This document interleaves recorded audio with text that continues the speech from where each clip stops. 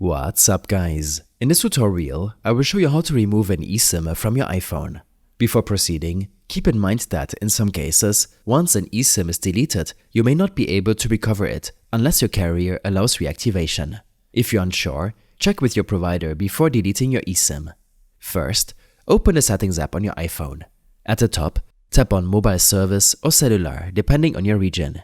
Here, you will see a list of all the SIMs currently active on your device. If you have both a physical SIM and an eSIM, you'll see them listed separately. For example, a primary SIM might be your physical SIM, while the secondary SIM is the eSIM you want to remove. Tap on the eSIM you want to delete to open its settings. Once inside the eSIM settings, scroll to the bottom of the page. Here, you'll find the option labeled Delete eSIM. Tap on it, and a confirmation message will appear stating this eSIM will be deleted from your iPhone. Your mobile plan will not be cancelled. Contact your network provider to get a new eSIM or cancel your plan.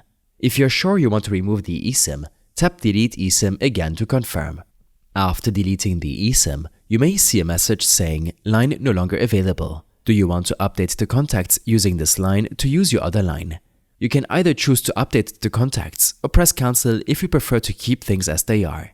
To verify that the eSIM has been successfully removed, swipe down from the top right to open the control center and check your network status.